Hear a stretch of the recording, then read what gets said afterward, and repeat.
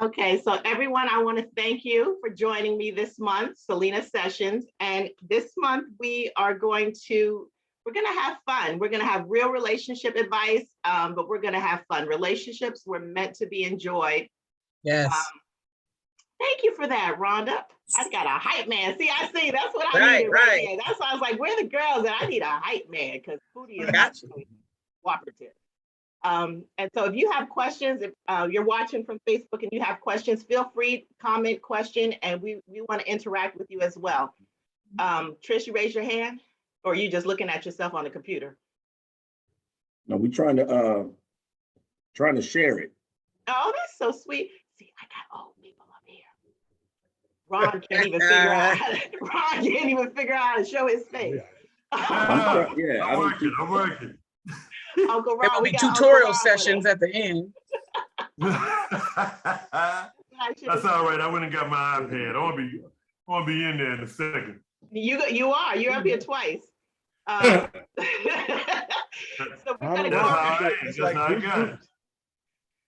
we're gonna go around real quick so everyone can hear. Okay, MC Ron double.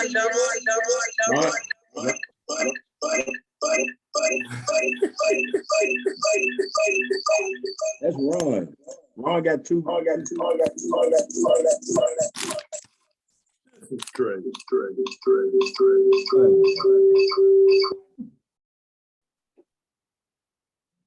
Okay, so I muted him. See what I'm saying? That's what you get. Certain age. Old people electronics. So if you just go around and introduce yourself, so that people can know who they'll be talking to today. And we'll start with Brother Vernard. I want to start with Miss Rhonda, ladies first. Oh, that is true. I'm so sorry, Rhonda. I just looked up in my corner and I said, I'm just gonna go clockwise. It's okay. I mean, that was no problem. I hate going first. I like to hear what everybody else say, because I might just say one thing. I'm Rhonda. Hey. I am Rhonda Arrington, as you can read. My piece here is I can tell you what not to do in relationships because I'm now divorced. The mistakes that I've made, no, I'm just playing, but I'm not. But I have a husband because we have a really great relationship. You know, he's not just an ex-husband, he's my husband because he was my husband at one time.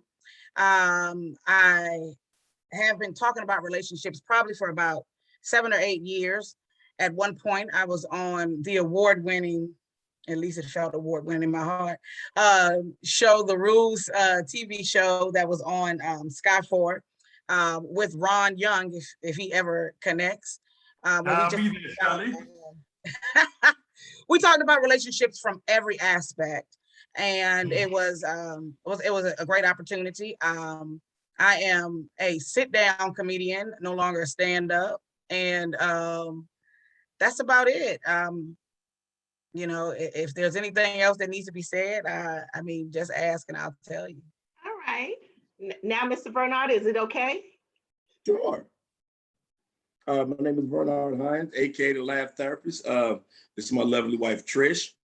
We've been married for 10 years. We are a blended family. We have 2 dogs. The mother-in-law lives with me. We have our first grandbaby that's 2 weeks old. We have a lot going on. I'm a retired veteran, United States Army. I battled with PTSD, which I did not say I had an STD. So those who really can't hear it, I said I have PTSD. Okay. The VA called my lovely wife my caregiver, but I call her my partner in recovery because together we are recovering together. Okay. And she owns her own business, OCD Cleaning Services. And I work for her. I do not get paid. She's only saying that I work for her so she can say I hire veterans. Which means we have a brilliant wife. Brilliant wife. Yeah, so on her business card said I hire veterans. So, you know, hey, it is what it is, but we're just glad to be here. You have anything? You've already said we've been married almost 10 years. Almost 10 years. Almost 10 years. I retired from the corporate world when we got married. Correct. Little did I know. Hey, just not the time right now. Little did I know we would become a for real blended family 4 months after we got married.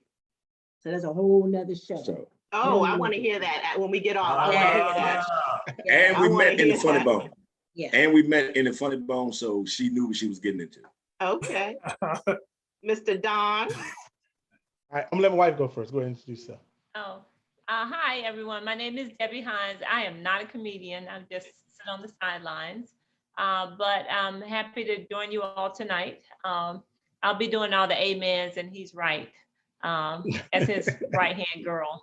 So just happy to be here tonight with you all. Hello, my name is Debbie. Well, I'm sorry, Don. My name is Don Hines, aka Dream. Glad to be here. We've been married now. January the 1st will be 15 years. Oh. 15 years, January the 1st. I got married on New Year's on purpose. That way I never can forget the anniversary. And I tell people all the time, this is my rib, but it's just not any rib. You know what I mean? She's got a sexy shape, so she's not a pork rib. She's the only girl for me, so she's not a spare rib.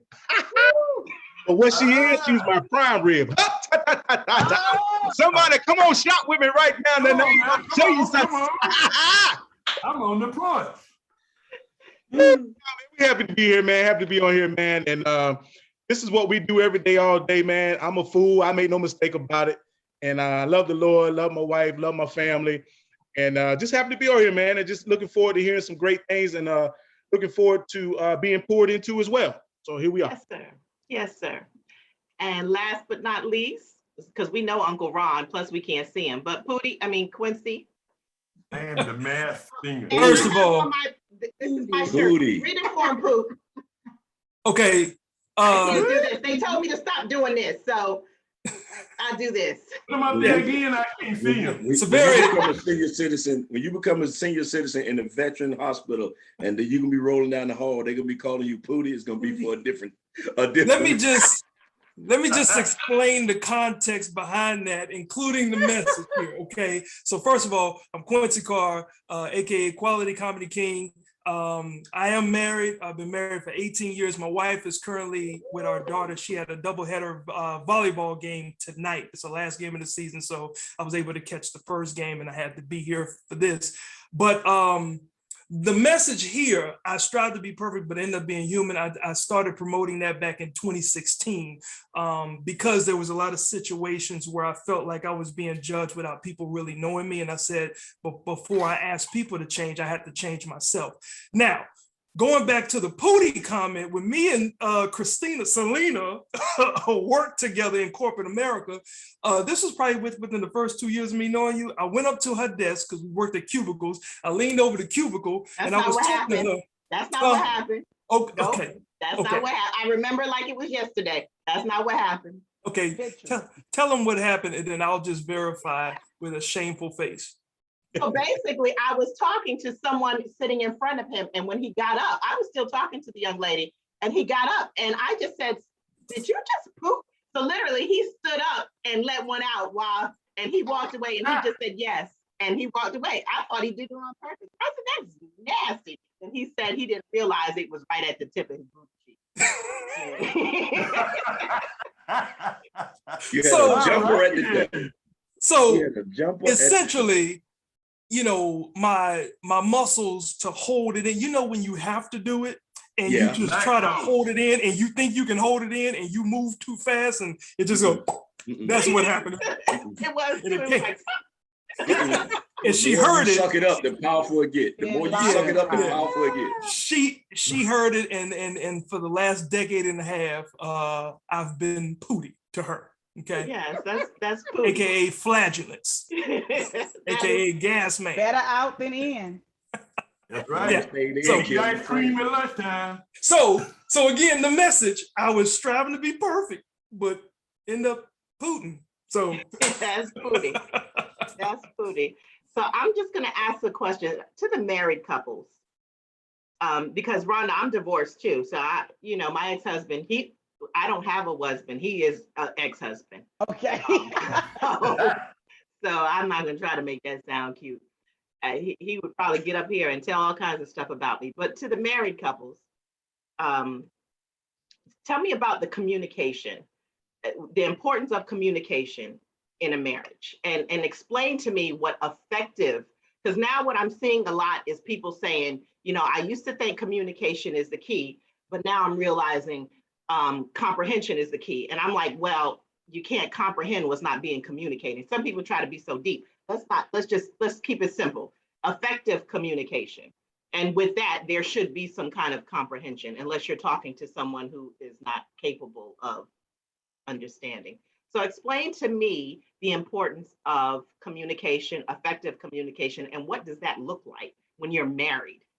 Who are you directing that to? Whoever wants to, whoever in their heart wears well enough, and I gotta get this out. We all can talk, so you gotta, Okay, so I'm gonna, all right, so I see I have to be kindergarten teacher, keep it class, order in the class. You're right, because I can see where this is gonna go. You're right. Thank you for that. Since I'm looking over to my left, I want to start with brother Vernard and his wife. I knew that was gonna come. Effective communication, it doesn't start when you get married and stays there. It has to grow because you are growing.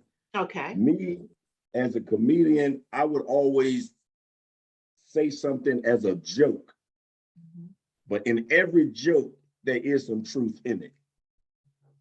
So I would try to, because being that we was a blended family, being that we had the kids, I felt like, she took on more than she had really, signed up for. So my communication was to never try to ruffle the boat, but never speaking truth. Mm-hmm. So that led to her thinking I'm communicating something, but instead of sitting down and really communicating it, I say it as in the go by. Like, give me an example of that. Okay. I know my kids, when they moved in, they were 6 and 8. Okay. She was a disciplinary. I wasn't. She should have never been a disciplinarian. Should have been me. So when she make a disciplinarian or she say something that the kids did wrong, instead of it bothered me, but instead of me telling her it bothered me, I would be like, well, they're just kids as we walking.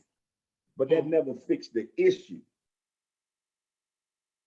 So, and I'm glad you cleared that up because the disciplinarian thing, until you said the person that tells the kids that they're doing wrong, I didn't know what that word meant. It was too big of a word. Okay.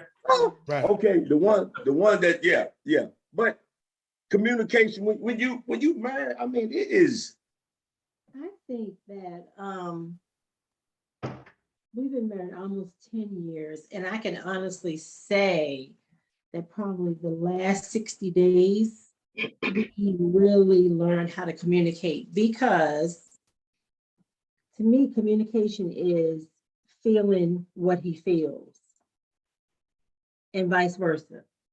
To me, you can't fully communicate with your spouse until whatever it is that's bothering them or they're troubled, until you can feel it yourself.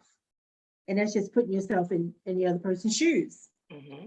And a lot of times we don't want to do that, but it's like you have to have that come to Jesus moment where it's like, whoa, I did not know that I was making you feel that way, because now I understand how you felt. Yeah, because women, y'all want all the details.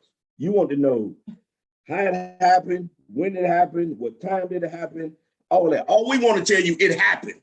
The kid almost burned down the back bedroom.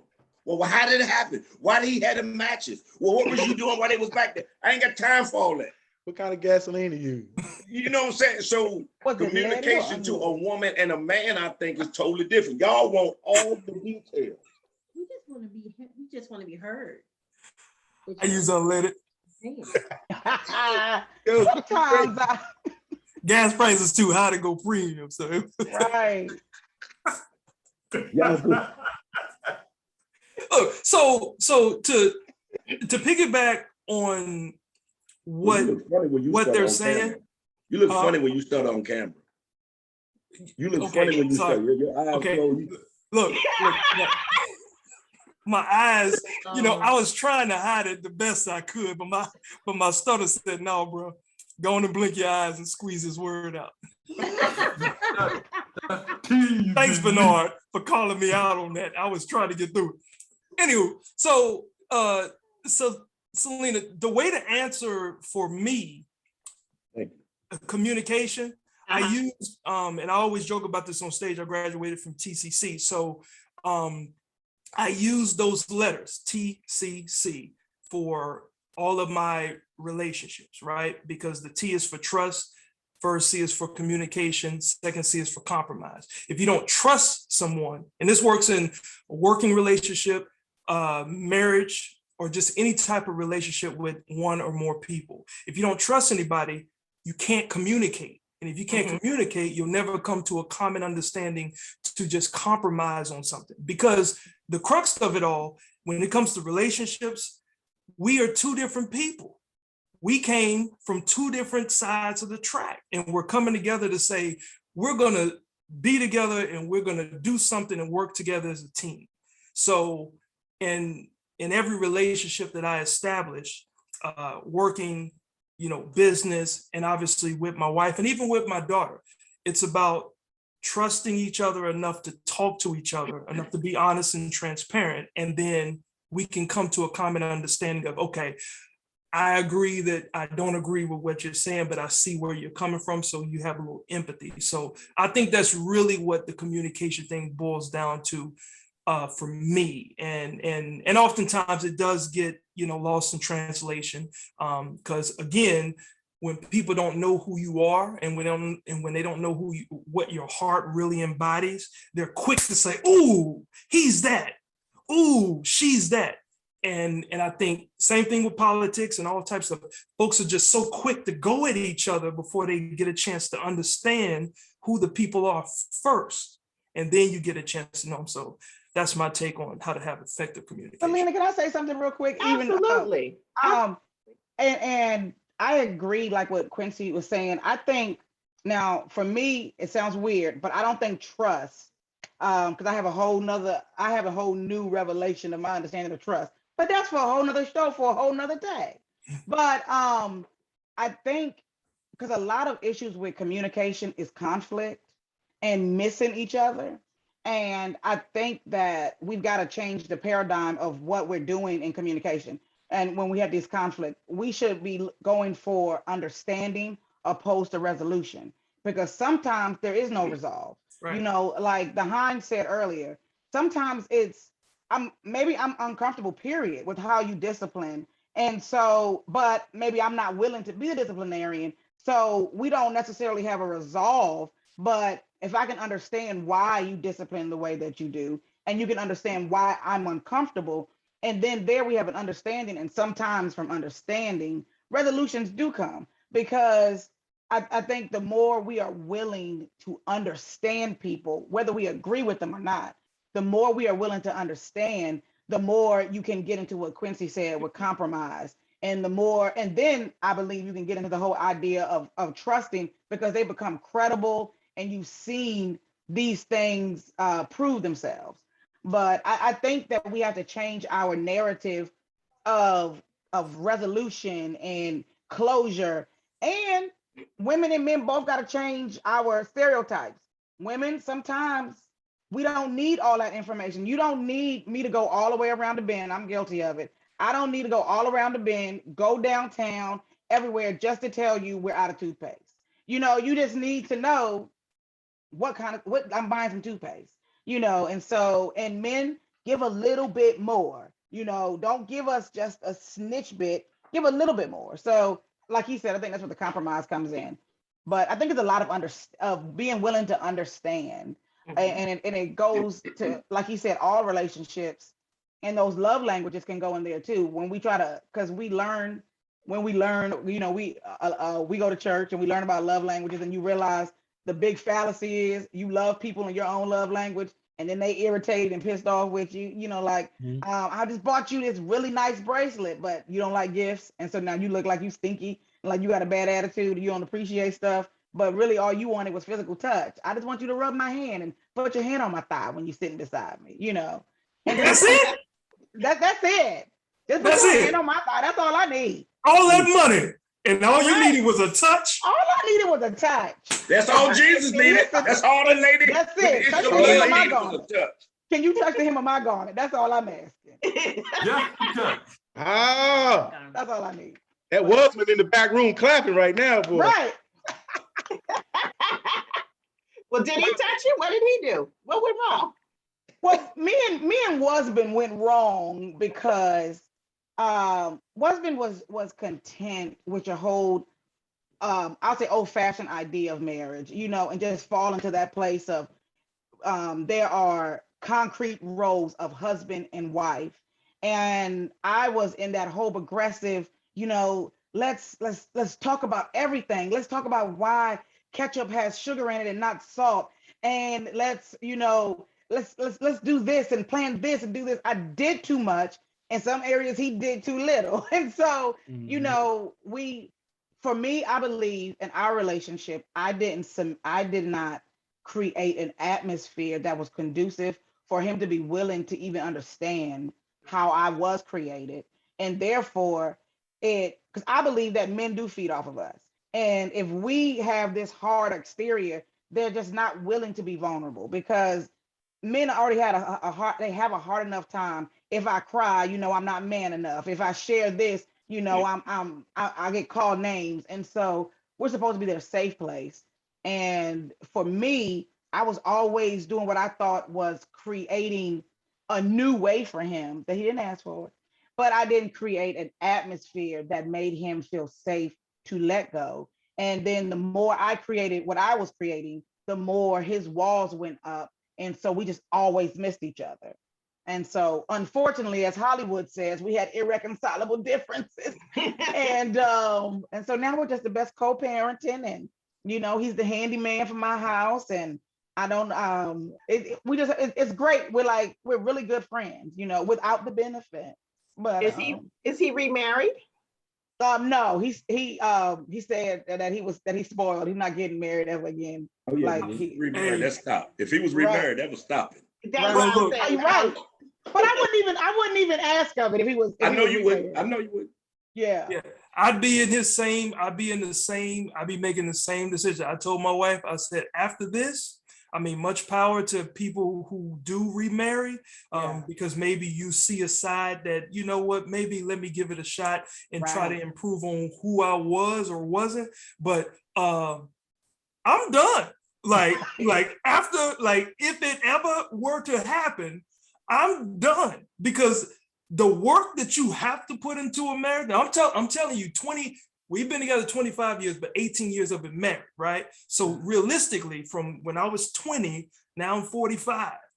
She was my first ever real girlfriend. Right. So, Somebody? Yeah. I said right. Right. Oh. You were jacked up. No. That was your amen corner. No. I thought somebody said, "Dang, you were that busted? You couldn't." No, yeah, you were jacked up when you came from Austin. You were. Like that was your first at 20?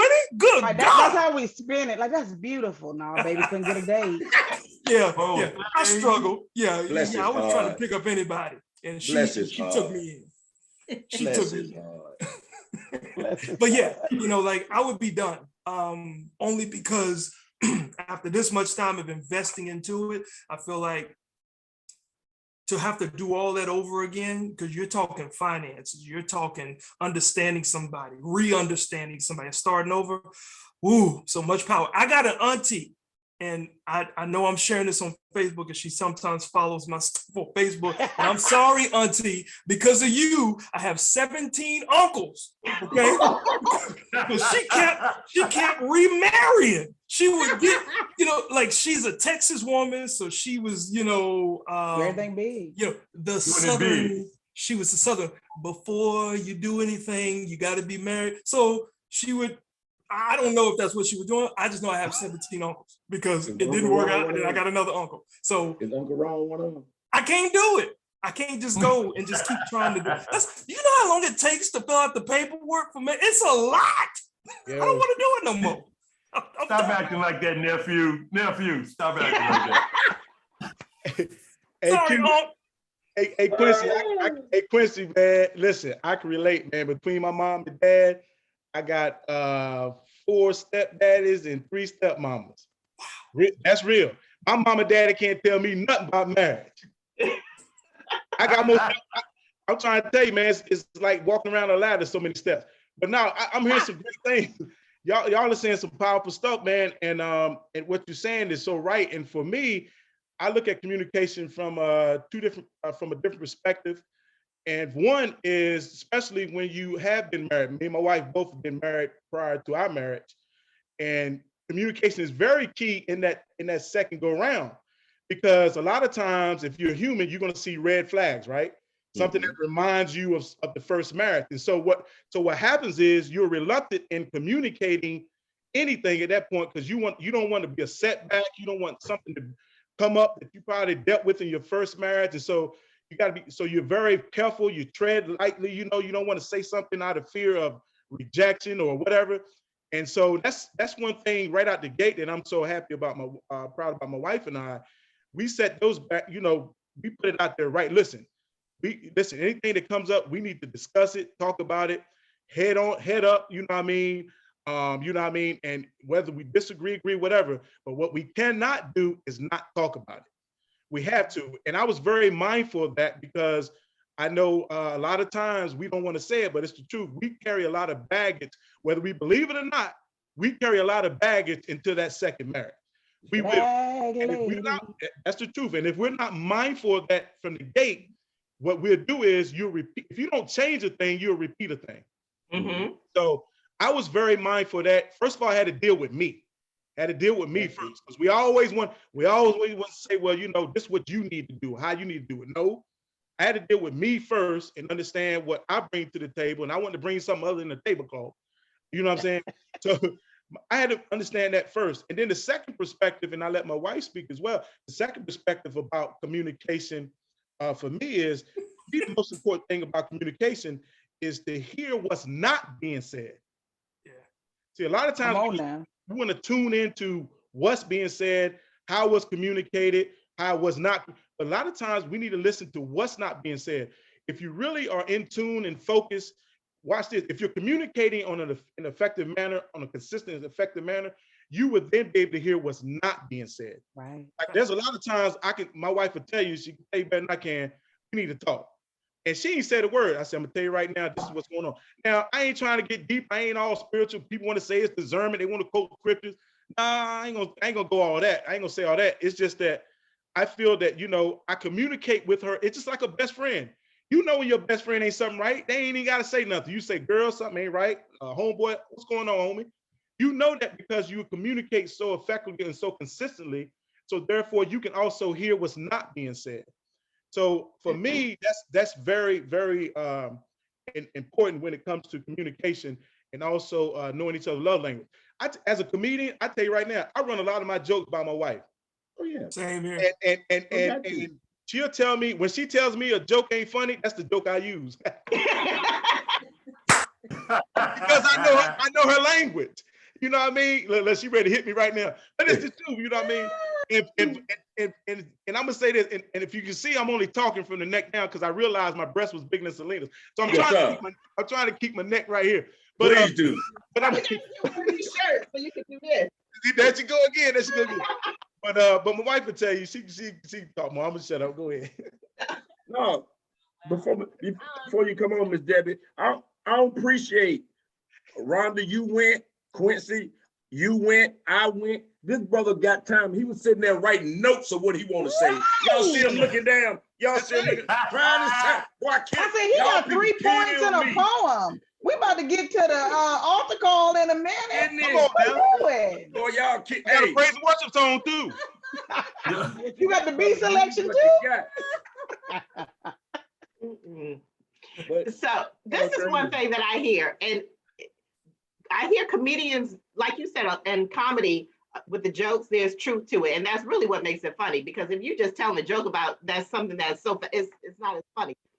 So it irritates me when I go out to eat with someone and I'm like, hey, what do you want to eat? and they're like, maybe this and that. And no, it's not, because what my grandmother said, if you don't know, then you're not hungry. Because if you hungry, you eat anything. So if you got to be picky, then you really not hungry. And I tell my kids that you're not hungry for real. Come to me when you hungry for real. Is that a real thing for men that it really, I mean, because it bothers me, but that just might be me. Does your wife do that? Why does that bother you? Do you know what you want to eat? I know what I want, but I'm trying to be considerate of the person. But sometimes I will say, you know what? Well, this is what I'm getting. And no, you can't have it, because I'll share my food except for my wings. Don't touch my wings. See, that's the thing. You want to find out what he getting, so you know what you not gonna get, so you can share off his plate. No, I want my own food. I want my own food. Ain't nobody going for that. But that's being. But wait a minute, before we even get to the food, let's talk about the restaurant. Let's talk about why we can't see you, Ron. Let's talk about why we still can't see you. Ron, why do you have that flip phone? Are you talking to us from a flip phone? What's going on, Dad? But check this out. Why do women say, I'll go wherever you want to go, let's go there and eat? Then I say, okay, well, let's go to Red Lobster. No, I don't want no seafood. That ain't real seafood. Well, let's go to Cracker Barrel. No, I don't like them. Well, where you want to go? You know, wherever you want to go. Wherever you want to go. Okay, well, let's go to Longhorn. No, I don't like that. I don't want no steak. Okay, well, where do you want to go? Here we go right back again. Y'all will call yourself being nice by saying, baby, wherever you want to go. We can go wherever you want. But every time I suggest something, no, I don't want that. I think that's where y'all men, I think that's where y'all go wrong. Stop suggesting. And we gonna come up short, hungry too many nights. And we're like, I'm gonna go ahead and get a cheddar bay biscuit. I'm gonna go ahead. But me and Trish can fix that. Me and Trish have fixed that. When we have date night, we have our date set out. One night is your turn. Wherever you say we going, we going. Next night is me. If I want to go to a comedy and see something, that's it. So it's like that. So you know what's coming up. You're like, oh, okay, let me get. Then of course it is some spur of the moments, but for the most part. So here's the thing, and this may ruffle some feathers. This may not make some of you ladies happy, okay?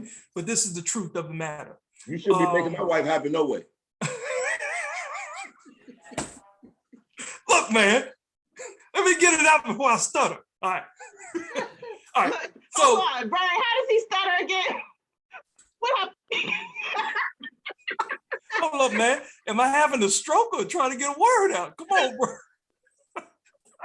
All right. So a lot of times, and my wife hates this, I'm a rational thinker. Most men are rational thinkers, meaning we understand the situation and we don't want to do anything else to blow anything out of proportion.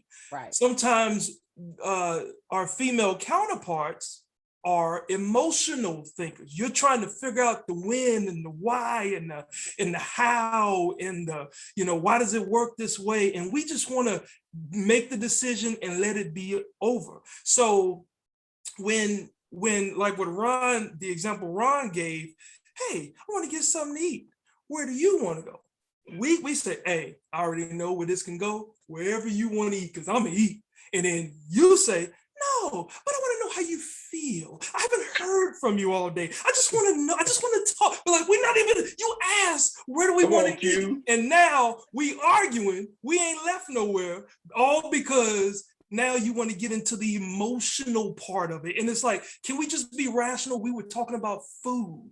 And now we're arguing because you're mad that I'm not opening up to you. And it's like, how did we get here? So a lot of times, that's what happened. And there are some men that can carry that more emotional thought process baggage too, and that can make small situations be bigger than it really needs to. But it's like I said, and most of I'm a rational thinker, not an emotional thinker.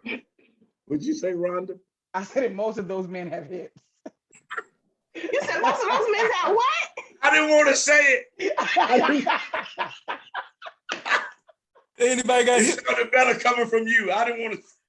Anybody got hit?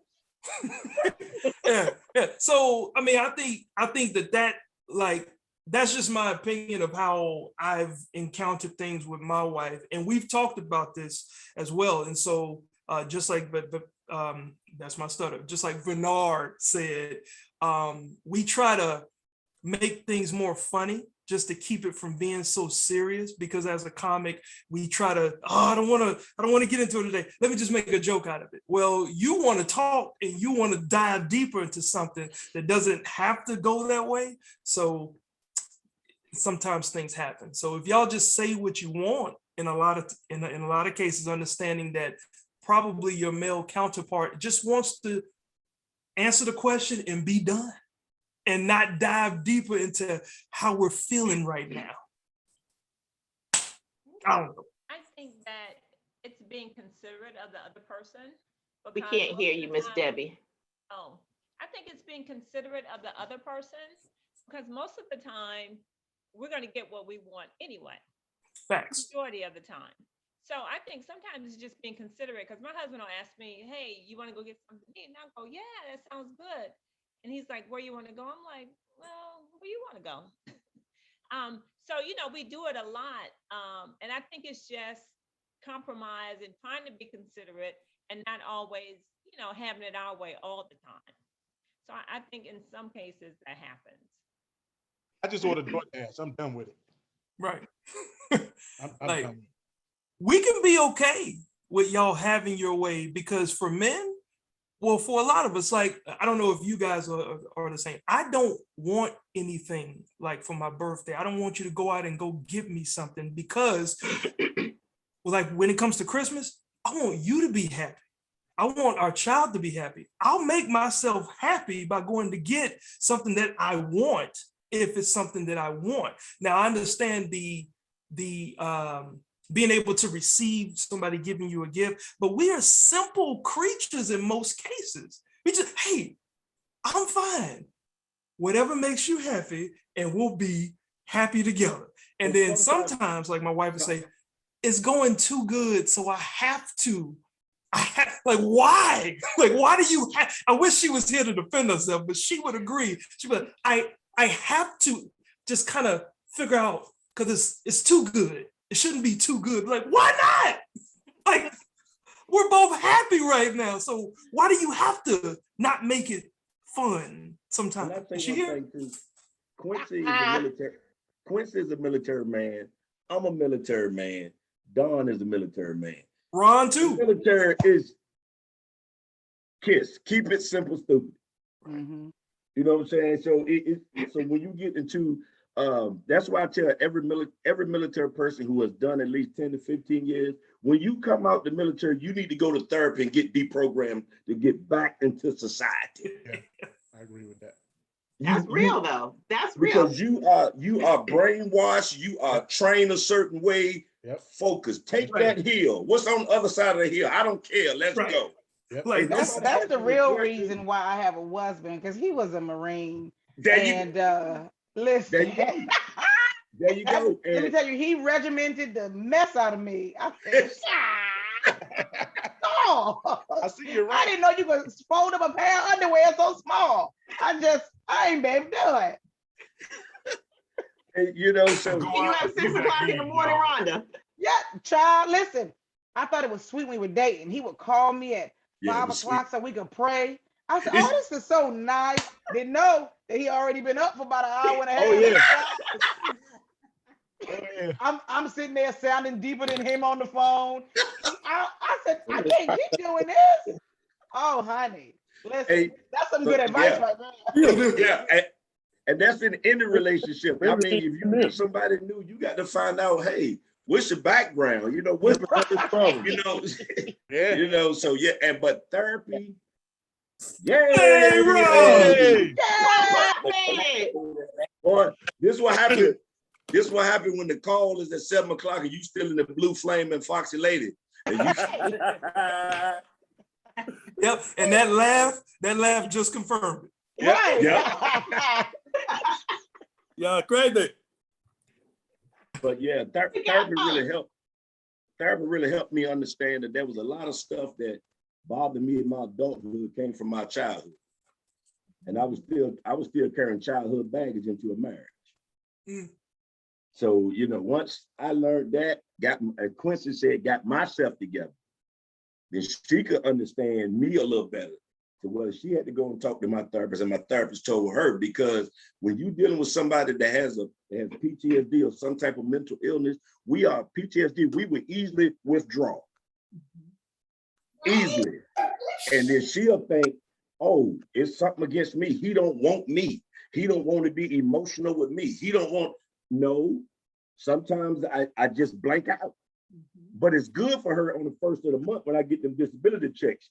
Then she know, oh, he disabled now. He can blank out as long as he blank that check. You know what I'm saying? Yes. But on the 17th, I'm supposed to be normal. So it's a lot, you know, we all got chemical balances. We all come from different backgrounds. We all are emerging. It's just a lot of stuff. And if you don't take time to really get together and just laugh and talk.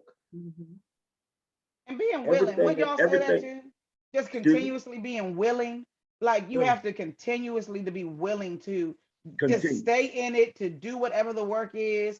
Yes. You know, you just have to stay willing. Yes. Yes. And I want to share one thing. I know y'all seen the videos, me and Trish in the car. When I quit my job, and 6 months after I quit my job, COVID hit. I quit my government job. I was supposed to be doing comedy. We're going to chill at home, go to the beach. Now we stuck in the house. Oh, Lord. Oh, Lord. I'm stuck in the house with 2 kids, 2 dogs, a mother-in-law, and a wife who has OCD, who cleans everything. Ain't nothing else dirty in this house. So I was talking to my therapist, and I said, we are not connected. I don't know. My therapist told me I can't tell you how to connect to your wife. And I went and prayed, and that's when the video started. And when them videos started, and we started communicating, and we started laughing, and we started thinking about, hey, we need to do, it took away from we stuck in the house. You know what I'm saying? It's really shift our mindset, and the blessing that we got, other people get the blessing. So it's just you, whatever helps your marriage. I don't care if nobody think, oh man, look at them, they doing them little dumb car videos. Them dumb car videos saved our marriage. So, yeah. So communication, trust, I'm hearing that. Now, what about I don't want to say practical, because it's not just practical, it's important as far as being married and maintaining that physical attraction. Because, you know, after a while, you could get comfortable, especially with COVID. And I hear men complaining they don't want to come home and they see, you know, pajamas and sweatpants and hair bonnets and, you know, and all that other stuff, and the lashes, that's not coming to home too, but they're like, I'm so tired of these lashes. And I know you probably don't have that issue with your wife. I don't know. Trish, I don't know. Does Debbie, y'all putting that? I tried and it was hanging off. Every time I blinked, like it started doing this. I thought someone was trying to get me. I started running for myself. I kept. I was like, for me, during COVID, my wife's a nurse, registered nurse. She's an RN, and that stands for right now. But anyway, that's another story. But, you know, she would come home and she had a regiment during COVID, when COVID first hit, because she manages an IMC unit, a COVID unit. So, you know, it was very, you know, stressful and a lot of things. So she would come home and her routine was come home, come through the laundry room, strip down, go upstairs, wash all that off, and I would just catch her when she come out the shower. It was great for me. Bro, that's a remedy. I mean, I knew 5 days a week. Shoot, man, I mean, it was okay, I stopped. Okay. Let me find out you was standing outside the shower bathroom stalking her. You got that right. I was in the boom boom room every day. There it is. Done. I can't see you going 5 days. On the 6th day, we hit the bird. Hey, B. I said I was in the room. I ain't said I did anything. Oh, now come on in the room. Hey, who you think I'm still getting paid off Missy Elliott's song, 1 Minute Man? Hey. All right, it's so good 1 minute though. You know what? And since you bring that up, People don't always talk about the longer you in your marriage, your physical body changes. Yeah. Women go through stuff like menopause, and that affects their sex drive. So as a man, you can't be thinking like, oh, she don't want me, or she don't want to be bothered with me, or X, Y, Z.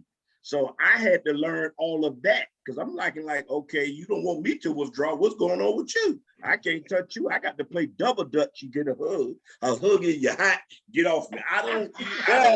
Yes. So if you're talking about being with somebody, and what the best advice me and my wife got in marriage, we got a whole lot of advice, but one of the best ones that I got, he said, when you marry somebody, suppose the next week they get terminally ill. Well, or in a wheelchair, and now you got to take care of them the rest of your life. Are you willing to? That's love. Because things going to change in the marriage, regardless of what things are going to change. And like Rhonda said, are you willing to sit there and fight about it? Now, we have a no clause. Infidelity, me personally, I ain't going for that. Now, she might can take me back. But I ain't doing that. There's no need for it. But another thing with that, just like what you was just saying, Vernard, is 1 year after we got married, my wife got breast cancer. Exactly 1 day after our first anniversary, she found out she had stage 3 breast cancer. That changed, the mental part of that changes everything first and foremost.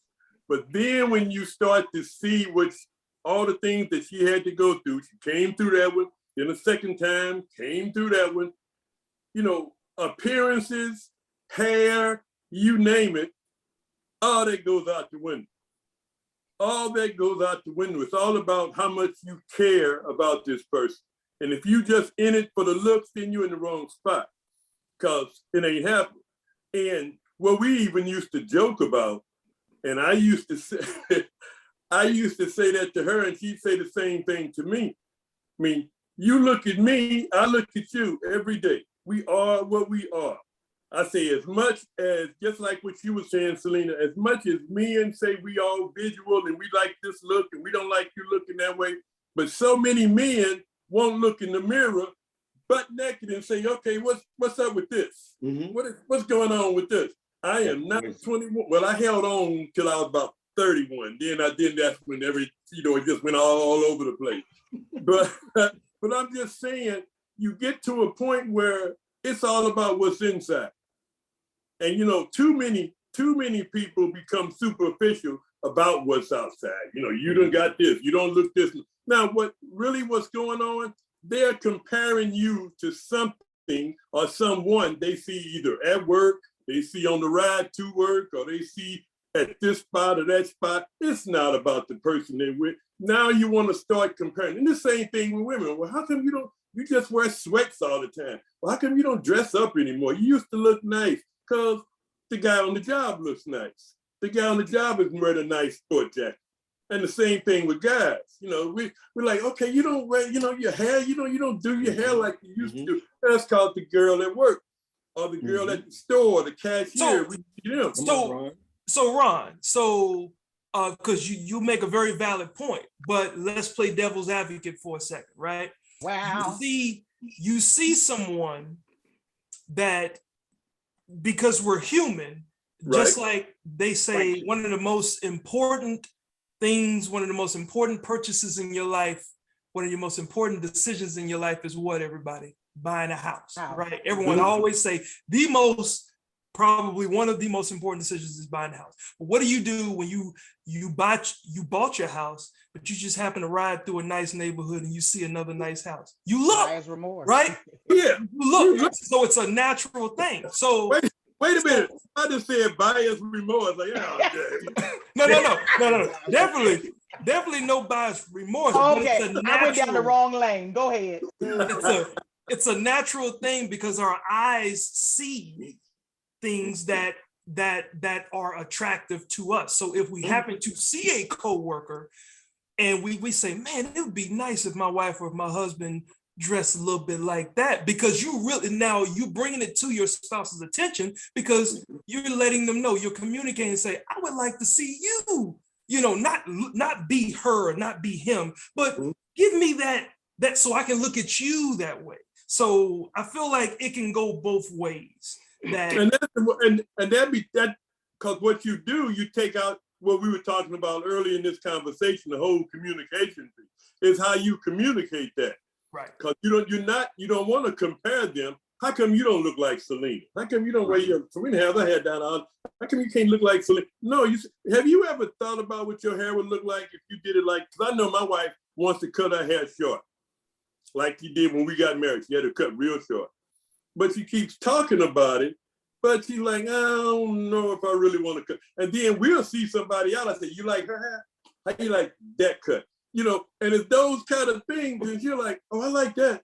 No, I don't like that one. Would you look at the jeans on the, do you let me, my next tell y'all something. I got about 17 wigs in the closet. Listen, you want me long, you want me kinky, you want me pink, you want me red.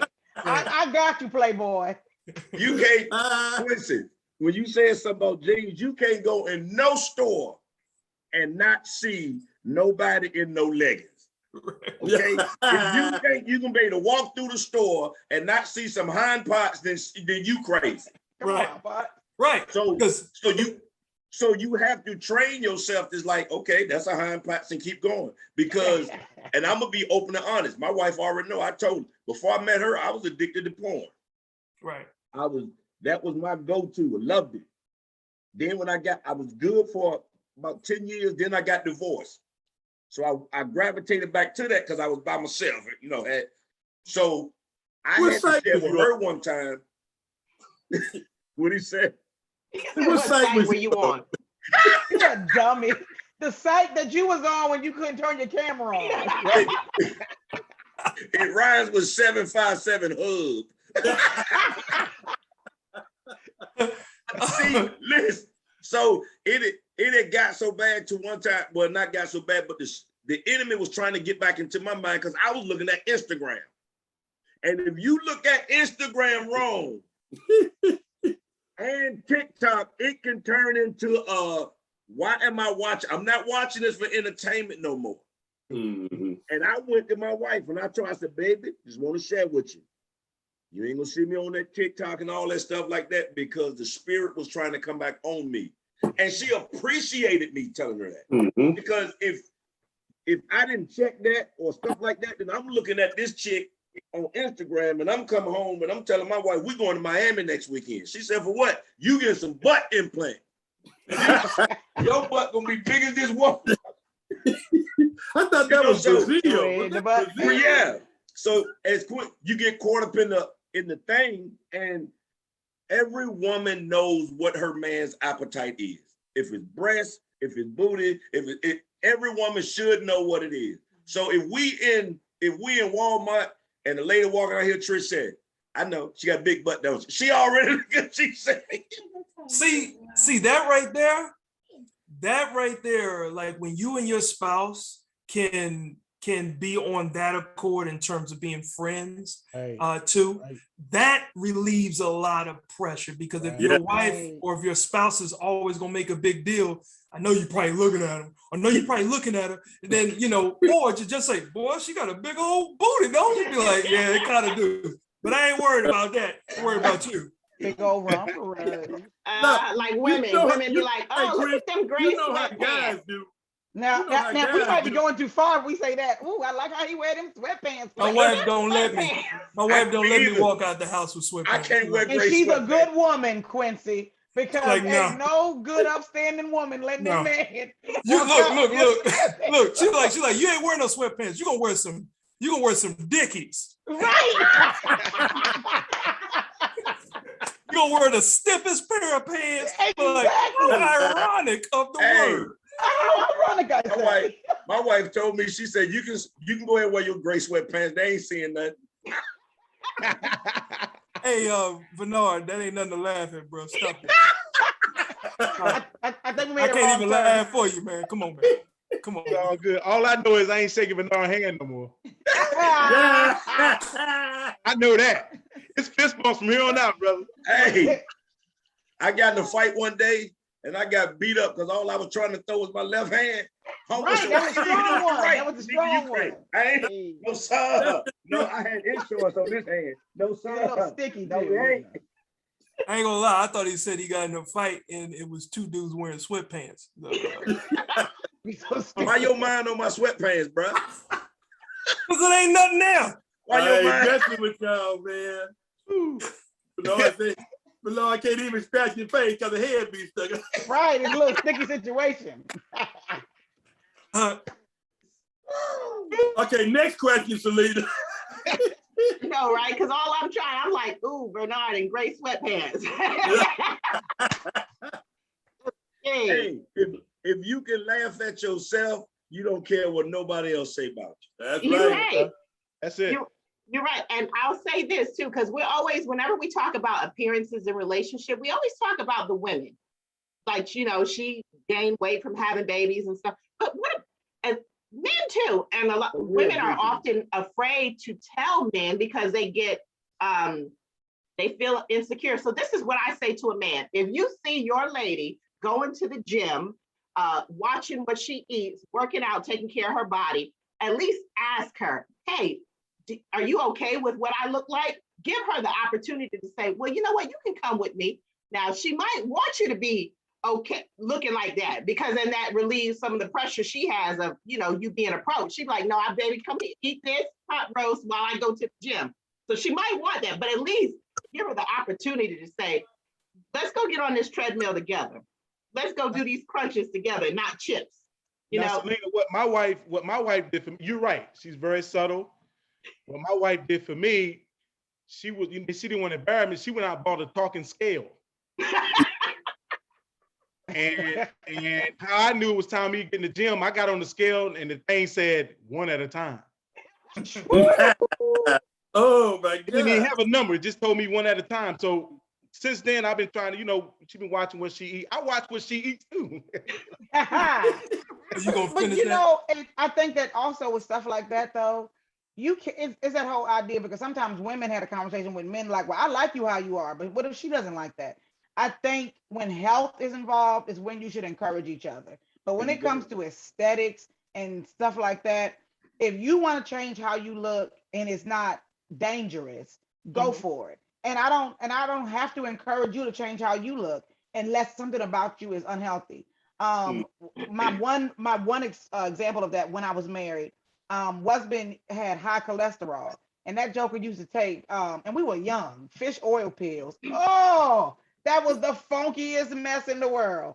And I said, you know, perhaps we shouldn't have oodles and noodles every day for lunch. Maybe that can help with your salt intake, you know, and mess with your, you know, your cholesterol. So helping him making a better choice for his health, and not saying maybe you need to go to the gym, you need to follow me to the gym or whatever, but encouraging them where if their health needs a push. But everybody don't want to be in the gym. Everybody don't need to be in the gym. Yeah. Fluffy is good for some people, and I don't say that to be funny, but fluffy, you don't have to be all hard and tight in every area for everybody. But no, and it's not about that. But I think it's important when you're in a marriage, it's important that you should consider the other person and their level of attractiveness to you. I think, like, tell me if, I mean, there's some things I can't do nothing about. Yeah, they here while I got a bra on, but when I take it off, they not here no more, you know? But like, there's nothing I can do about that unless you want to pay. If you don't like the way my booty cheeks fit in your hand, then you put up the money to go get me something done. If you don't like the fact that I still look like I could be pregnant, you put up the money. I'm doing the best I can. And some of this stuff ain't going nowhere on a treadmill. I need some assistance that I'm not paying for. So if you don't like it, you put up the money. Selena, there's no problem with you saying that. But the way you saying it, you're going to scare the hell out that man. It scared me. If you don't like it, if you don't want it, when I take this off, they down like, we like, okay. That's right. I just wanted a kiss. That's all I want. That's it. I just wanted a kiss. You don't want to stress on you. But I'm not exaggerating. It ain't that bad. This too is for late. men. See, It's too late for me to take it back. No, it was exaggeration, sis. We know. Girl, you know I was just joking. These things, Yeah. I don't even have a That's bra it. now, girl. These I things, do, girl. I was do it. lying. Girl, you know I was lying. I did. I was just saying that for somebody else who might feel that way, but not me. That was for wasn't the me. sisters that need it. I'm gonna tell you when me and Quincy. I'm gonna tell you when me and Quincy stopped becoming friends. When Quincy told me that he eats under 2,000 calories a day. I think it's lower than that. I hated him right then.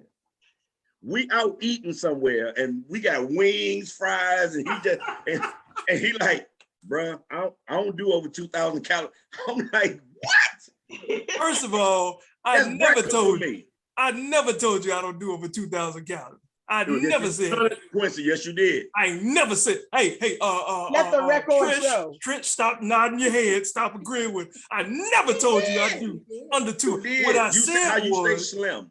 what I said was sometimes because of the way I eat, I don't get more than 2,000 calories a day. That's what I said. But I eat, like I try to eat. Okay, so I move around so much and I work like a dog at times. And because of that, I don't eat properly. It's not the healthiest way to live. I've been told by my doctor, because I suffer from high cholesterol too. And because of that, I have to take statins. So you're looking at a person, like I said, why am I at risk of having a heart attack or a stroke? And they said, it's not about what you're eating. It may be like a genetic thing for you. But my problem is I like to eat sweets. So I didn't realize cakes and cookies and all that stuff got a lot of cholesterol in it. I'm not eating a bunch, but I'm not eating all the right foods. So that's why I was like, I don't think I eat 2,000 calories a day like I should, but that's not a plan. No, I don't go in and say, hey, I cannot eat more than 2,000 calories. Okay. Bring Well, the you phone see, out your and friend count years it. on. I mean, Vernard, when you be his corrected. friend now, y'all friends back now? You friends with him Yeah, now? yeah, that we you got friends that- back now. And not after that comment, no. But I don't see nothing wrong with I eat 2,000 calories a day and I eat another 2 at night. Get I mean, off I don't the see nothing line. wrong with it. You balance it out. Exactly, Ron. Exactly. Elena, this how you need to know if your man overweight. If he raise his arms and he lower them, if his shirt gets stuck up around his man titties, he your man fat. You're like, That's you know like the what? underboob wedgie. That's like Yes, the sir. wedgie. Yes, sir. If he lift his underboob and muddy water fall out, because he Muddy water. muddy. You know you gotta lift when you got man breasts, bro. You gotta lift them and wash up under there. Ooh. Hey, Silina, when you got stretch marks on your stomach and it look like an answer to a lie detector test,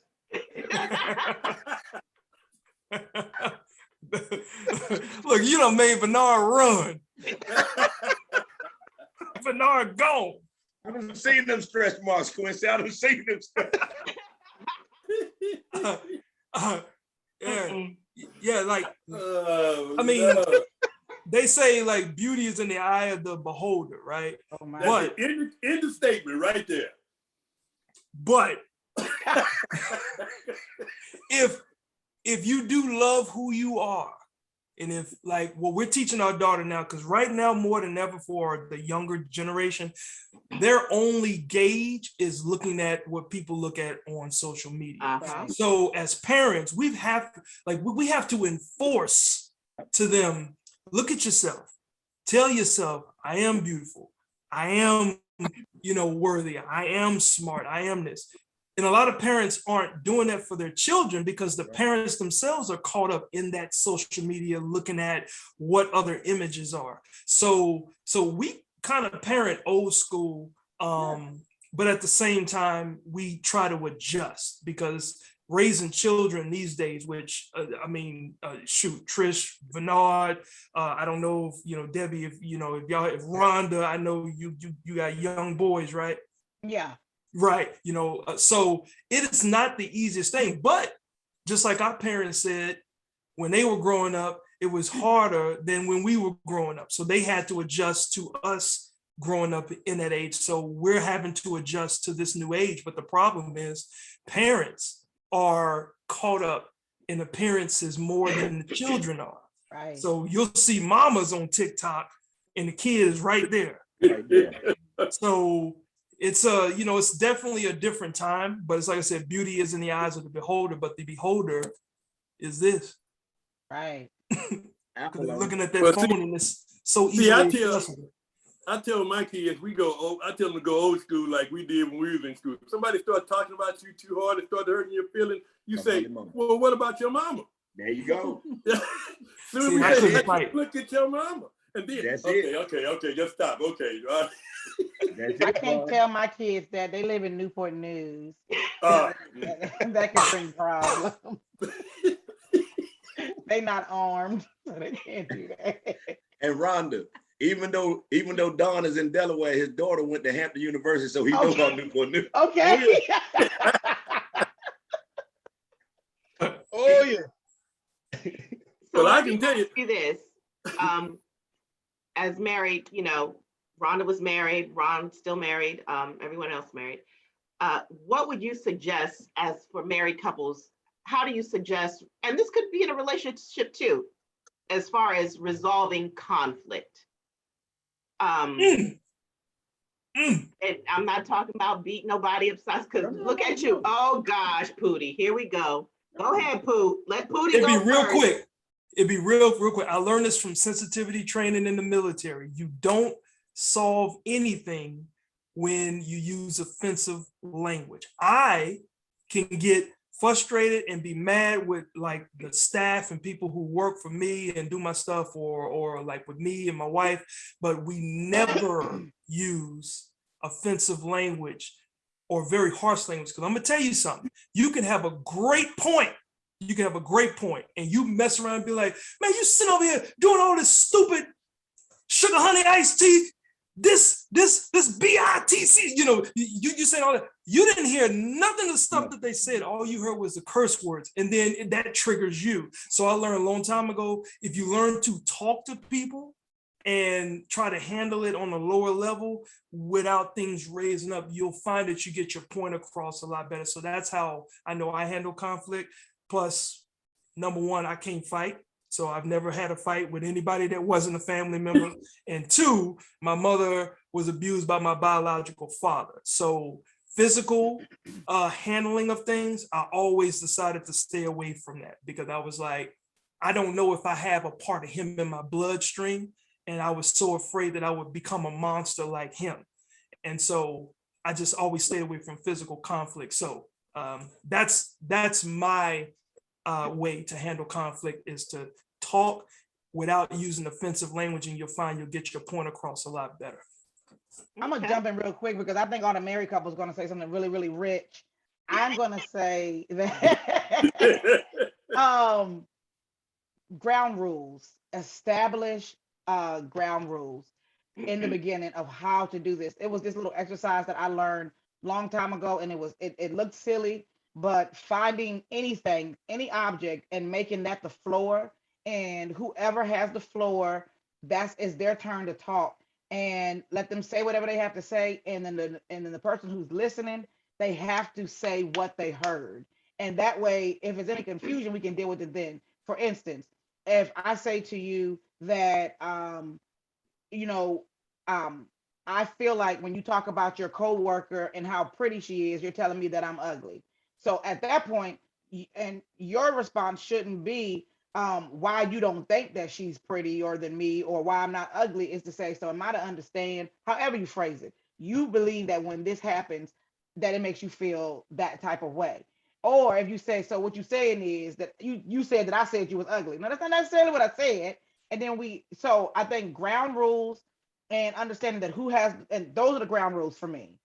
Who has the floor, and to be able to just deal with the person who is speaking, what their issue is, and then move to the next thing. So it's not tit for tat. And like Quincy said, it's not offensive language. And, it takes the heat off of pointing fingers. I want to piggyback off what Rhonda was saying. One thing me and my wife learned about conflict is to discuss conflict resolution before the conflict comes. So it's like, we know we're gonna have conflict. It could be like coming out the store. So we have already said, these are deal breakers when we have conflict. We ain't talking about, you ain't talking about my mama, and you know what I'm saying, in conflict. You know, so if you, like you said, fight fair, there is a way to fight fair in your marriage. You're gonna have arguments, you're gonna have disagreements, but you know from day one, this is what we ain't gonna do. We, as Quincy said, we ain't calling each other out our name. We ain't doing it. So those are standards that you set before. You don't set them while you in the conflict. You set them before the conflict happens. And then one thing we really did that was powerful, when we really got to a point where we had to have a big communication, write down what the points were. So when you get in the disagreement and you are discussing, you ain't bringing up something that was way back in up. No, we talking about this right here. Let's keep it right here. We can deal with that later, but we got to deal with this right now. So sometimes you might have to write it down. So, because as Quincy said, and me, I'm very hyped. So if I'm talking about something, I knew if I raised my voice, she would shut down.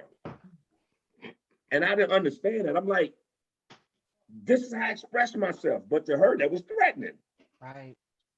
So you got to understand, okay, now I got to reprogram myself on how I communicate to my wife. I ain't talking about my coworker. I ain't talking about the girl down the street. I ain't talking about the cashier. I'm talking about how I communicate to my wife. Because as my bishop said, I can only grow one woman. That's this one right here. I can't grow nobody else. So Brother Ron, and I'm gonna tell y'all a little story about this, saved my life.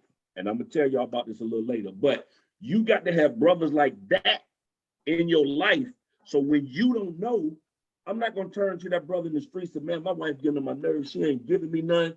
Well, bro, you can go and get, look, we can go and hook up with old girl down the street. Now that's gonna cause conflict. Because first of all, my wife know I'm going to talk to Ron, but Ron been in these streets, but not that Ron. But you know, but if I go talk to the brother Ron, she know I know his character, I know his wife, I know he gonna steer you straight. So you got, sometimes we put ourselves in conflict and we don't even know. Brother Don. I'm gonna let her take the floor on this one.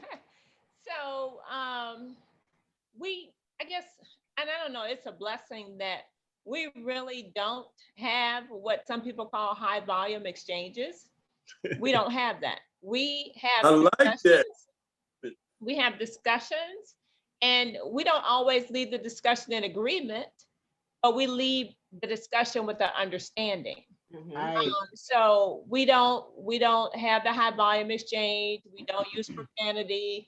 If it's something we need to talk about, we sit down and talk about it.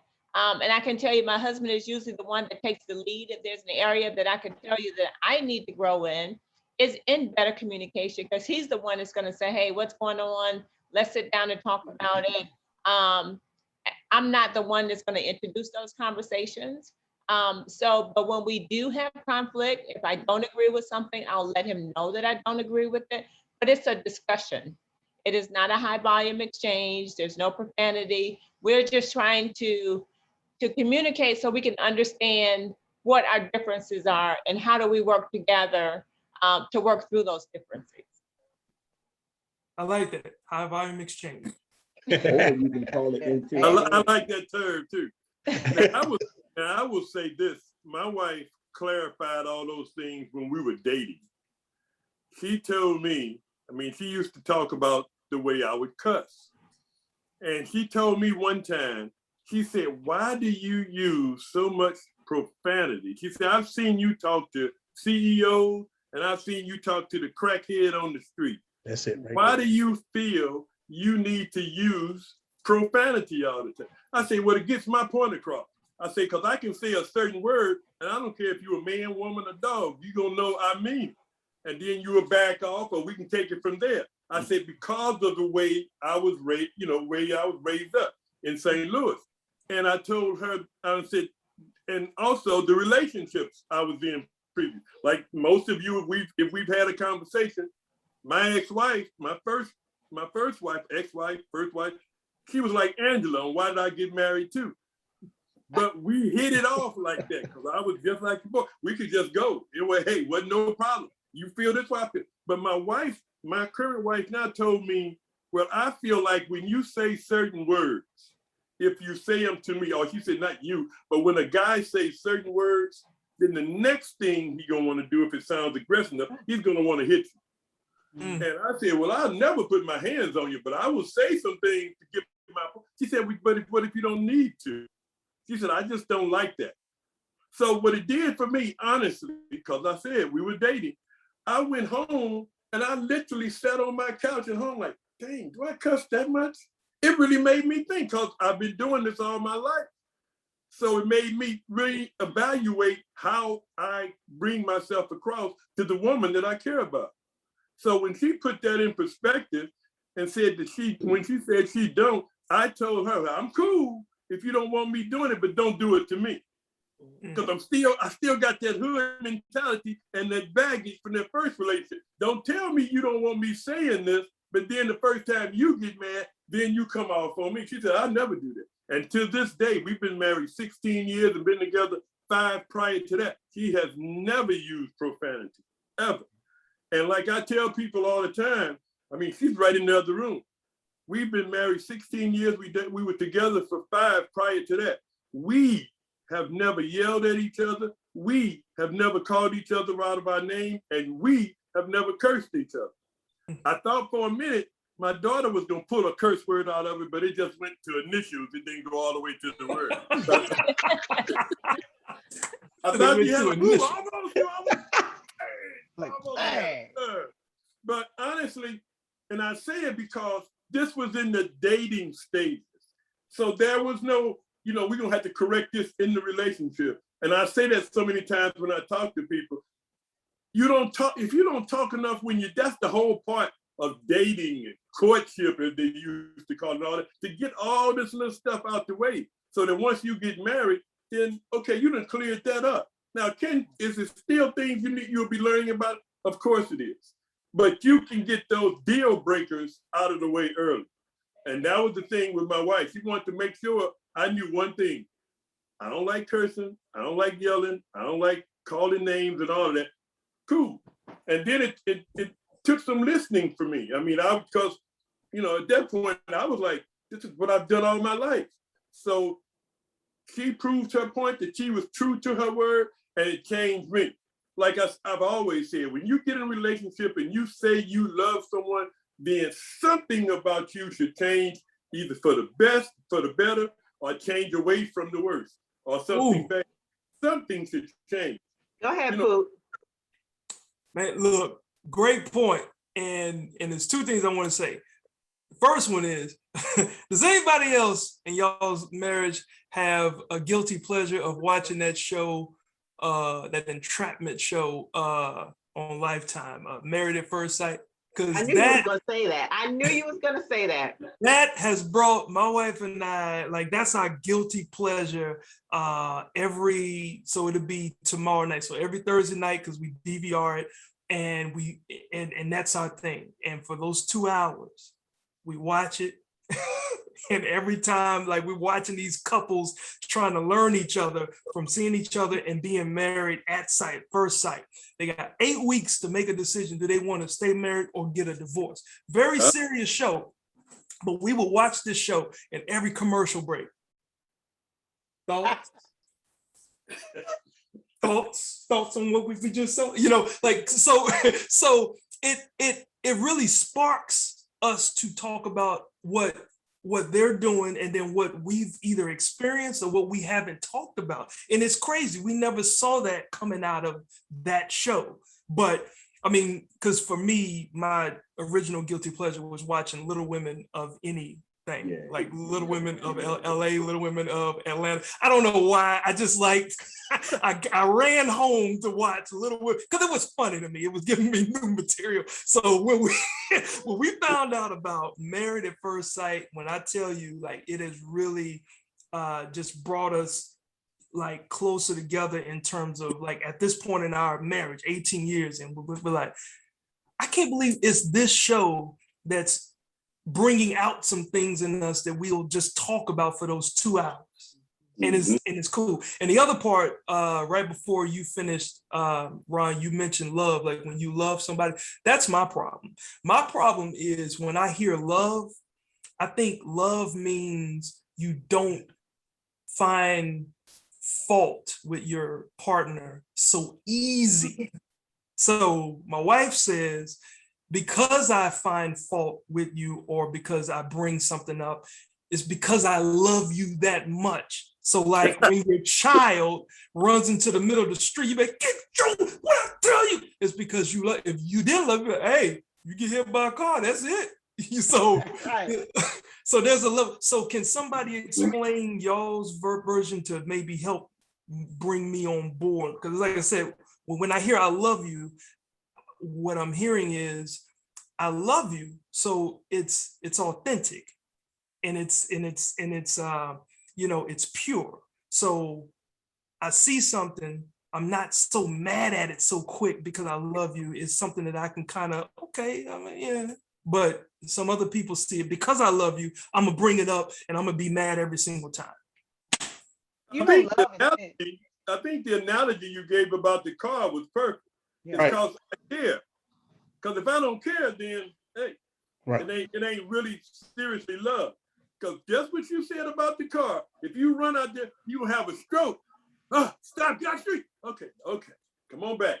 Whoo, then you want to hug them like, oh, you almost got hit by the car. But like you said, if they go out there, you're like, all right, chances are you run out there enough, you're gonna get your little butt knocked across the street. Yeah, but what if I'm looking for more peace? As I mentioned, like men, we look for just peace. So I don't see everything as a reason to be heightened or be mad. But you know what? But Quincy, I think that love, I think the problem is that when we are defining love, we are only looking at one version. And I think all of us on here are believers. But love is such, we're only looking at the emotional reciprocated feelings that we get from caring from people. But love really is positioned by principle and not by personality, not by feelings. It is simply loving even if it doesn't feel good. And it's the example of sacrifice, it's the example of chastising, it's the example of celebrating, of blessing, of healing, of cultivating, but all those different things that have to take. Sometimes that is just peace. Sometimes it is pulling something out of somebody. But I think if we can get away from the emotional attachment of love, I think that we can find a common ground, because I think that's where the not confusion, but where it's like, that I don't feel like love. I remember, and this is not the same, but my mom used to say to me all the time, if I didn't love you, you wouldn't have a place to stay. But you cuss me out all the time. You know, that don't feel like love. Okay, got you. And that's kind of where I'm trying to differentiate. Like I want peace. I love you enough to know that this doesn't really bother me. Like to make a good situation be flipped on this side because I need to be mad at you right now. And I'm like, I don't see that as love. I see it more, let me love you through this and just keep peace. So maybe I'm just trying to avoid conflict. Maybe that's the flip side of it. It probably is, but there's always a give and take. I mean, I don't think that we have to create hurt or create pain to say that we've endured something. You know, I think that there has to be somewhere where we can pull out. We know, we've heard the picture of the pearl and the agitation that the dirt inside of the clam or oyster, whatever, that makes the pearl, or the old washing machines back in the day. Ron, you remember those? But they had the agitator in it, you know, and they got the dirt out. You know, now we got these drums that have nothing, but how's the dirt getting out? So you do need a little bit of agitation, a little bit of grime to get stuff, but it shouldn't be to the point where I feel like I'm getting beat up. Gotcha. Okay, I receive that. I think about conflict that I might not think is conflict, but she might think it's conflict. Like, we're a blended family, okay? Having ex-wives and different family members in my family, it ran in the family. Every family member of my family has been married more than once. And when the uncle got left, He left my aunt. He was still my uncle. You know, my grandma ran a bootlegger house, so he still could come by, and he still. So I knew no different. Her idea of blended family is once you separated, you separated. So she can understand sometimes why I'm like, I'm still cool with, you know, and it's like, but so in my background, that was my thing of blended family. To me, blended family was like, hey, everybody still, but in her blended family, like, okay, we done. Because all she knew about was TV. She had none of that in her background. So the conflict that we had to stop having is I had to understand where she was coming from. And she had to understand where I was coming from. And once we got to that, there was no more conflict. So as somebody said earlier, sometimes conflict can be gone just by understanding. You know, one thing, one of the positive things, if you have to look at the silver lining in divorce, is that you get to pick and choose which of the family members you want to keep. So I call them my outlaws because we're not married, so it's no longer in-laws. So I have brother and sister outlaws and a mother outlaw and a father outlaw. But I get to pick and choose.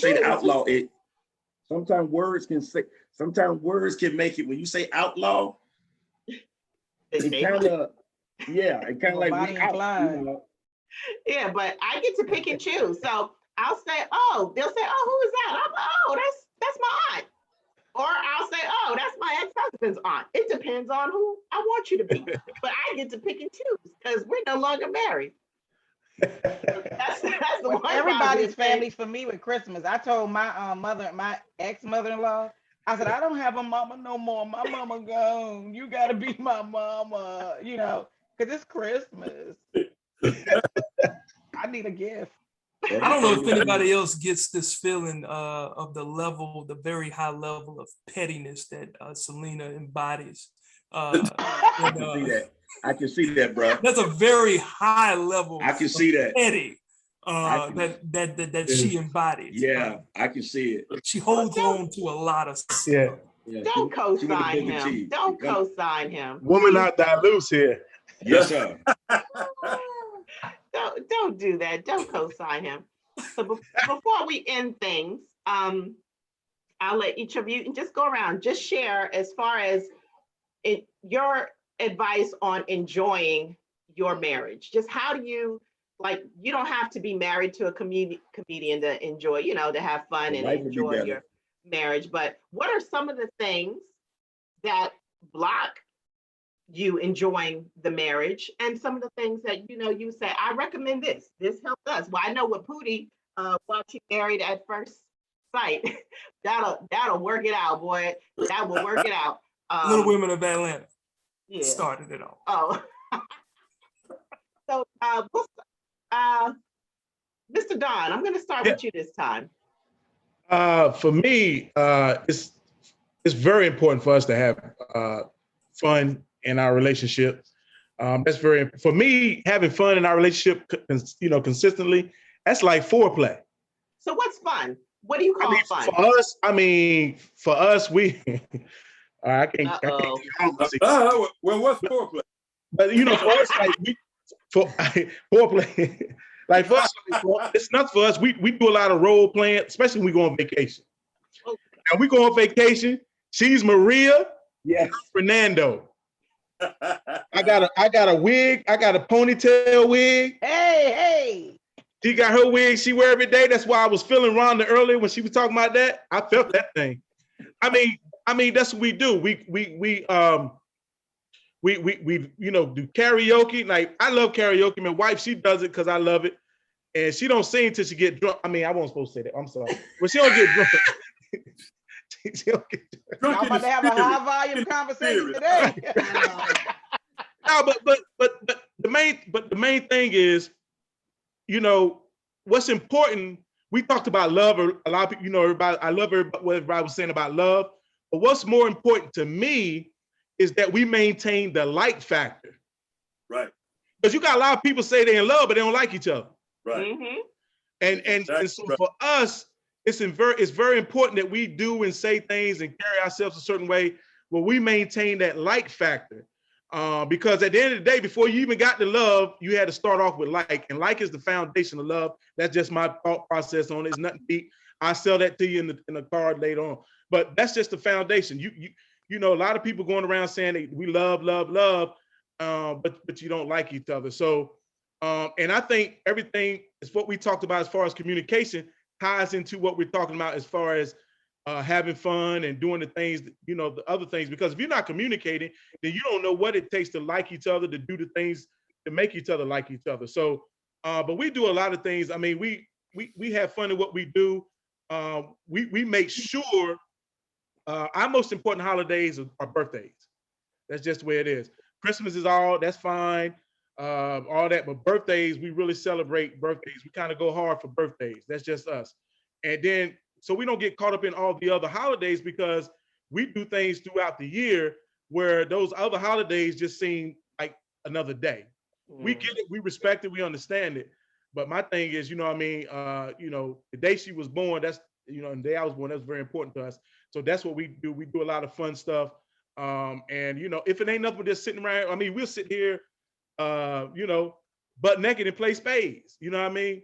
That's just what we do. You know what I mean? I'm the ace of spades, she's the queen, and we just get it in, you know what I mean? And I always make sure I set her, you know, I run 10 for 2 all night long, baby. Now, there's a lot of reneging going on over there. That's what I'm talking about, brother. That's what I'm talking about. It's a lot of hiding books over there. 2020 really will tell the tale of your marriage. If you went through the pandemic where you were stuck in the house with each other, that really told the true relationship that you have. When you couldn't go out, you couldn't go to the movies, you know, you couldn't do a lot of things. You were really stuck in the house other than work at home. Literally all we did was went to work and came home. Yeah. And that really tells the type of relationship you have. And if you're not able to have fun with each other, 2020 would have been a rough year for a lot of marriages. And a lot of marriages, you know, dissolved in 2020 because they didn't have that, what we call the fun factor. You got to have that fun factor, and you got to like each other. I mean, we played 2-hand spades, we played phase 10, you know, we watched a lot of movies, we sat and talked. So butt naked. And then with don't forget that part. For us, we're empty nesters, so it's just the 2 of us. Yeah. So if we didn't like each other, it would be a problem. So we have a great time. We really like each other because we've been empty nesters for what? 4 years now. For almost 5 years now. Yeah. Well, I ain't like y'all for 5 years. Well, let me ask you this, Miss Debbie. Did you guys always like each other? We really have. Yeah. He completes me. I can be really high strung at times. He's always balanced. He's always cool, calm, and collected. So we really balance each other. And he's made me a better me, because some things that I would get upset about before, just being married to him and being around him, I've realized that you really can't change it. So why are you getting upset about it? Yeah. So we've really done a great job of balancing each other. And it's great to find that person that completes you, that can balance you. And I feel like I've done a great job of balancing him in areas. And he's done a great job in balancing me. I get my credit card, man. She sounds good right there. That's enough, man. Like, if you can balance Don, you're doing a good thing. Hey. All right, so Mr. Vern and Miss Trish, what do you? Well, I mean, as any other comedian, we met at the Funny Bone, and we went out to dinner the first night and made her laugh. She said like she never laughed before. So that is always a component in our marriage. You have to, laughter and having fun is not hard to do. Yep. Well, I know some dry guys, and you know, they're nice, but they are dry. That's the key. That's the problem. They dry. So why are you attracted to them? If that's not what you like. Saying, but everything else is great. But I'm like, this person, you're boring, you know? And It- so I it- feel it- sorry for those people. So, I mean, what kind of fun? You know what I'm saying, in the Pooh. morning. You know what 5 I o'clock mean in when the I say morning, you and ain't we joking funny. on each other. I don't get it, Silina. You said everything else is good, but he boring. Then everything. Everything ain't good, huh? It really ain't. That cancels everything else out. Even if the sweatpants fit nice. I'm just joking. I'm just joking. Look, I don't do that. I don't do that. you That's can not find me. a man. You can find a man that's funny and have on nice sweatpants. Trish did. So I'm telling you, it's out here. It's out here. Like Trish said, we get up 5 o'clock. I got a radio show I'm on every morning. So at 6 o'clock, I'm up. We joking in the morning. It's like we know we can joke all day long. It's just something that we have always had, and something that. But when things get serious, we also have couples who we trust. Yes. That we can go to and be real with. Like, look, man, she getting on my nerve right now. And the brother would say, so are you praying? You talk to God about that? All right, well, so what are you doing? So, you know, and I can get mad at him, he can get mad at me, but it's like, if I don't have a man I can go to and bounce something off when it's bothering me, because I never had a father. I never grew up without my father. So me going to a man was like, you know, if my dad didn't stay around for me, what made me think you gonna, you know, but, and I ain't mean to take it down this road. Can I say publicly right here, Bernard? I'm sorry, man, but I had a lot going on there, man. I'm sorry. I know. I'm sorry, man. Ron. I'm sorry. And I didn't want to take it down this road. But when I was at my lowest in my life on the Sunday that I hate to say it, I was contemplating suicide that night. Ron saved my life. Wow. My bishop he found out something was going on, and he gave me to Ron. And Ron poured into me like a dude from St. Louis and from the church. And that's what I needed. And from then on, he gave me his number. He was a brother. He was there. It wasn't all Jesus, Jesus, Jesus. It wasn't all, hey, why you ain't? It was like, listen, bro, I understand. And that's what we always need for somebody to say, bro, I understand. That's it. And that brother to this day, and I think I told him several times, but that brother saved my life that day. And I would never, ever forget it. I ain't gonna give him no money for it, but I just never, ever forget it. Did you put it in your book? I know, right? Hey, book, Ron has talked to so many brothers. Ron, he could write a book and it'll be an encyclopedia. I'll be right back. He did. Yeah, so you got to have positive couples that you can also be around and have fun with. You know what I'm saying? I see Don and his wife, you know, they be having the pool party. They have, you know, a couple people, and you got to be able to laugh and joke with other couples that you trust. Yes. That you've been in the fire with. Mr. Don, when you have your pool parties, y'all are dressed though, right? Sometimes we start off that way. We start off that way. I believe in baptism, you know. So we start off that way, but it gets a little crazy. Hey, Ron, I love you, man. Pooh, share with us, please. You know, just making the advice on keeping the relationship fun and, you know, not so serious. Got you. Well, first of all, I have to say kudos to you for putting the show together. You know, just having this platform, I think is dope.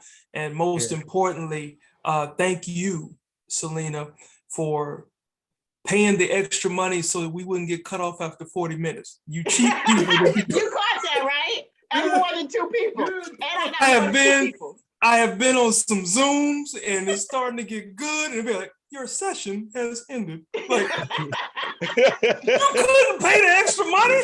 Yeah. You get yeah. So thank you. Thank you very much for not cutting this situation short. Now on the flip side, now to keep the relationship fun, a lot of points have already been made. It's about liking your partner. It's about enjoying your partner. When the pandemic happened, my wife had already been working virtual before. So we already were used to, like, the only difference was our daughter and trying to, help her with school and math that we didn't even know why they were doing new math that way. So that was really the only major challenge. But because of the friendship that we do have and the ability, like, we can have a conversation, and just depending maybe how she's feeling, that conversation could, be taken to another level, or it could just be just on the surface of something that we needed to say. The fact is, we do have fun. Debbie, you mentioned phase 10. Phase 10 will break up a relationship. I can tell you that right now. I don't know how y'all made it. I can't get past phase 7. Okay, so y'all lying if y'all playing that and y'all ain't broke up yet, because that will change some lives. All right, I digress. But just enjoying each other and just being willing to laugh, not only at yourselves, but just don't take everything so heavily, because you see each other. So here's a great example. Before the pandemic, couples were probably seeing each other in families.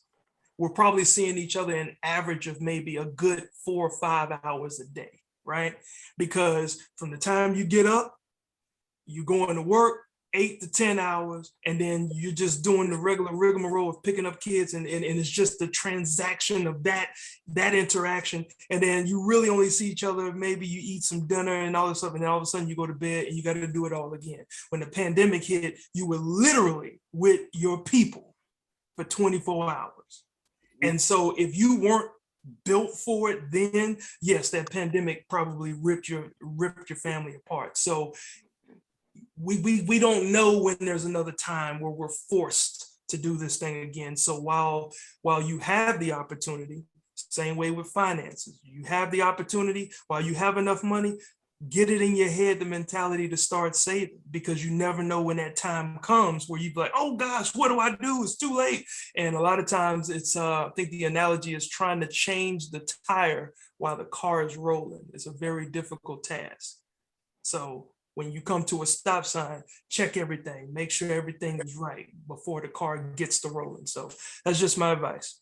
Okay, very good. Now, you gotta Ms. sit Rhonda, still for our tire to start rolling. We can't be rolling. We gotta sit still so the tire won't be rolling. You know what? Please don't poke a hole in my theory. I thought it was dope.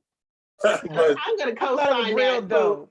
Booty, I'll co-sign it. Oh, This brother over here, like, no. I'm gonna start saying it, and if I say it 3 times, it's mine. There you go. All right, Miss Rhonda, even though you're not married anymore, I mean, I think shots fired. You said Yeah. what? Shots fired. Shots fired. I repeat. I'm not either, you know. Hey. Man down. It's okay. Request backup, please. Man down, man down. I keep telling y'all, Yeah, girl, everybody's you trauma can is do it. different. Everybody's trauma is different. But you know what? The funny thing is people say, well, what makes you think that you are qualified to speak on relationships and you're single? And to me, some of the people who are most qualified are single people, because we got enough sense to know not just jumping into any relationship. Just because you're in a relationship doesn't qualify you for anything, especially if you're struggling. But after you've been through a bad relationship, if you really take the time to heal from that and learn, it puts you in a position where you can pour into someone. And that's when you know you're in a place of wholeness, when you can be single and say, I'm going to stay single because I enjoy my peace. And if you're going to come over here, you got to be something to make me say, I'm going to give this up. Right. And you know, and that's the thing. And for me, I don't know how much I can talk about how you keep it fun, but I can say that being single for me is not I had to get away from feeling like I had a scarlet D, like I was damaged, you know, because I was divorced. but it is wholeness. You know, if you notice when I talk about what went wrong in my marriage, it was not his fault. It was not my fault. There were things that he and I could have done differently. Maybe in some cases should have done differently. But the bottom line is, what have I learned and what have I healed from? And Bernard said this probably about 87 times. Therapy is so important, because therapy and prayer and having good people that are willing to communicate with you where your hurt is, and not just throw scripture and all this kind of stuff. So Oh no! I am honored that I'm on here with all these It's bad internet. you know, that I'm up here with all these married couples, because I'm gleaning, you know, and thinking about the times, because when I got married, I thought, you know, it was gonna be forever. And I got divorced like only after like 7 years. I'm like, shoot, I ain't even get old yet.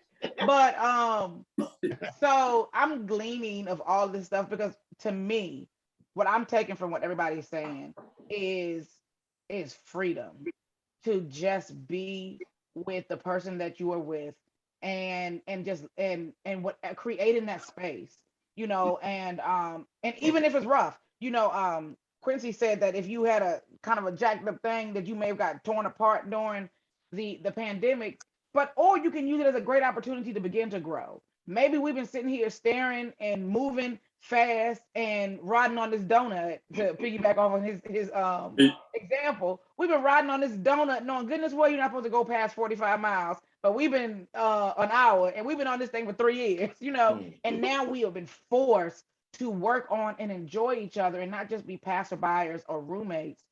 So I just know when I'm married again, that like you said, I'm not willing to sacrifice or compromise not just me but them, and I'm willing to grow. That's just it for me. So I think that's what's going to make it fun for me, is to just be willing and know that, Lord, listen, I'm only 41. Preserve him and preserve me. I still got some physical stuff in me. Please. Eggs. You trying to crack them eggs. Don't let them eggs boil. No, I want them with kids now. I don't want that. Let us blend. I got two things to say, and I'm gonna leave it alone. One thing you said, Ronald, was marriage is work. Yeah. If you don't want to work at it, if you don't want to put in no work, you don't even get married. Right. And the second thing, you said you're trying to get rid of that scarlet D. Don't ever get rid of the D. Hold on to the D. Hey, I'm trying to preserve for this. No pun intended. No pun intended. Hold on to the D, girl. Say preserve for it. No more sheets. No more sheets. This woman is loose. Hear me and hear me well. Bang. Ron, Uncle Ron, share with us, Uncle. I think my wife said the best. My wife has always said we travel good together, because we used to drive a lot of places. We traveled to DC, to Pittsburgh, to Carolina, to Atlanta, and we just have conversation. Trust me, we have solved all the world's problems, every marriage problem. We have finished it all off in a drive. And you know, the funny thing about that is, once we finish that conversation, we'll say something like, especially looking at Vernard and all the times they do that, I said, we should have recorded this. This was some funny stuff. But on the other hand, this was some good stuff. And I think, and she said, I think we're just, and she has used the phrase you used tonight. She said, we're just likable together. You know, we just like spending time together. It's not like you will look over like, dang, you still here? No, I love you. But we do, and the interesting thing, that's it, like Don was saying, we was basically empty nesters from the get-go until my 14-year-old daughter came and lived with us. That changed everything. But it was fun and it was interesting. But then it was just us. After she graduated from school and everything, it was back to just being us again. And unlike most, it was just us. And we retired 4 or 5 years ago. And retirement will force you to really think about each other a lot too. Like, okay, what we gonna do? But I think one of the things Rhonda said And I have said to so many couples, 3 things you have to do. You have to have a goal for yourself. What do you want to do with your life? I have to have a goal for myself. What do I want to do with my life? I mean, whatever it is, start a business, career, retire, whatever it is. And we have to have a goal for our marriage. Where are we going? What do we want to do? What's on our bucket list? And I think as long as you're talking about those things, you don't have time for a lot of foolishness. You just go, this is what I'm trying to do. How can I help you do what you're trying to do? Just like you said, Silina, if you met a guy, he'd have to be on board with trying to help you pursue what you're trying to pursue with these type of sessions.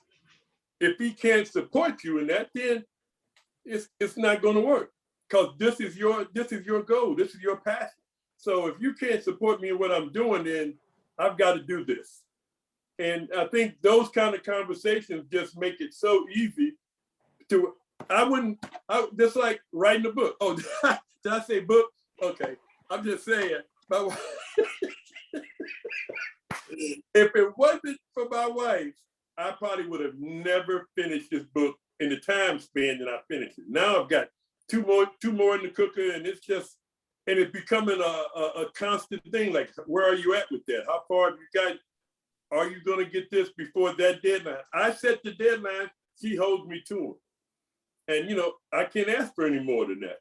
And I think you become more of a partner. The longer you're together, the more you should become a partnership. Just like a LLC or, S corporate, you become a partnership in a goal that each of you have. Okay. All right. Very good. Well, so much wisdom out here, everybody. And I enjoyed myself. I really did. Yes.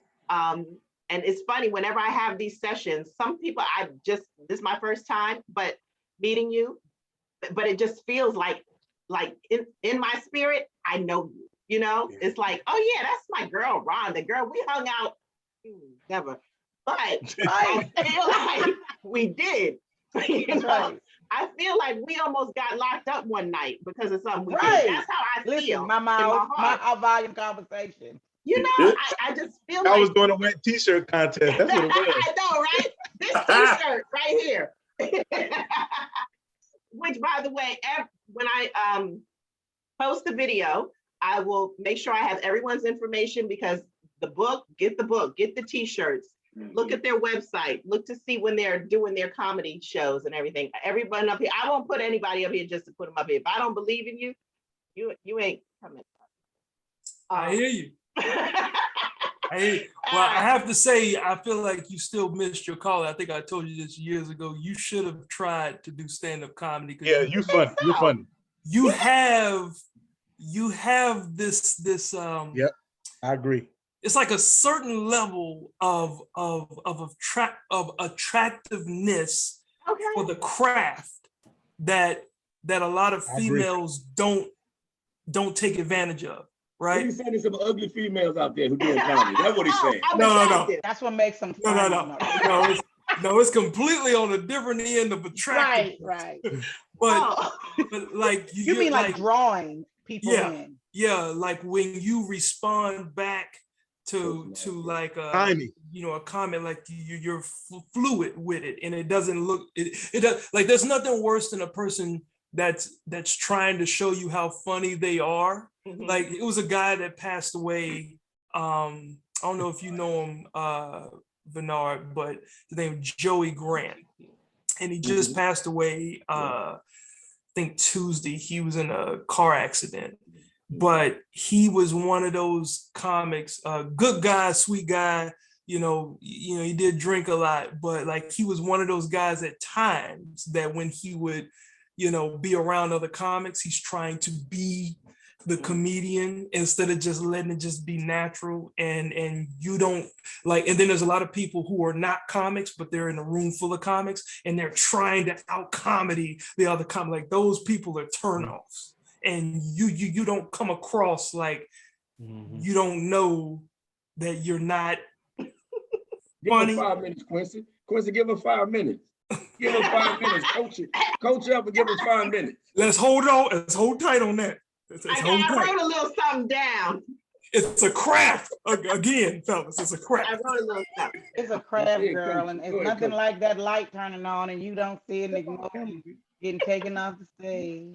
Thank you. They Yeah. gonna kick me off the stage. Oh. Yeah, but you should try it. I mean, just give it a shot. won't. Make that be I your won't. bucket list. Just try it, because I I think won't. She is I funny. would go swimming naked with Don's wife than get on a stage and do comedy, okay? I just said his wife, not him. He can't He come. bring back here, Because bruh. Debbie would be me, you, Trish, and Ron, Rhonda. Ron, put the phone down, Ron. It took you a Glad long this time to was turn over. on the computer. Put the Come phone on, down. Ron was Somebody. supposed to do like the flip phone. Where's your flip phone, Ron? Right, where the flip phone at? See, okay, Silina, you just did what Quincy said not to do. Those people who are trying to be a comedian. We're not friends no more, Don. I'd rather We're go. not friends I'd no rather more. go swimming butt naked. That's that. And that wasn't even meant to be funny either. So I don't understand why you laughing. That wasn't even a joke. I was serious and you laughing. But no, I just want to thank you all, and I don't know. I hope it was helpful, even getting some stuff out. I don't know. Even when you don't have issues for real, it just feels good to talk about issues. I Yes. agree. Yes. And Can I say this one thing, Silina? we know you're going to. Go ahead. With the people that's on here, you know, it's what we don't hear enough of, especially from men, is how good marriage is. Mhm. Yeah. So many times we'll hear how, you know, all the bad stuff, but it's a lot of men out there, they happy, we happy in our marriage. And I think we need to hear more of that more often than we do the other side. No.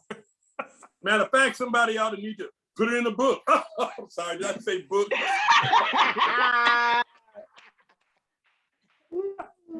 Hey man, go on and put that title up there, bro. Don't shame yourself. Yeah. You the reason why I left Dominion. Because you said, hey, Quincy, get out of here, man. Yeah. Just go on and get out. You ain't happy. And I'm like, okay, Dad. That's your Get uncle. out the house. That was a good Hey. conversation too, man. I keep telling you, boy, Rhonda helped the whole. Rhonda did help more brothers than some therapists out here. Yes, sir. All right, well, we're gonna say goodnight to Facebook. Let me see if anybody had any questions. I don't see any. I always have my regulars up there and I love them. But I'm gonna go ahead and end this session and we'll talk for a little bit and discuss our next gathering. So thank you again, Facebook. And when I upload the video, make sure you reach out. Oh, look at that, everybody's, Trish, where's your cup at? Trish has some special stuff in her cup. It's empty. We just finished rolling the blunt. That's why she wasn't on the screen. We good though. Debbie, you don't have a good poker face. That was a weed rolling face if I ever seen one. All right, well, good night, everyone.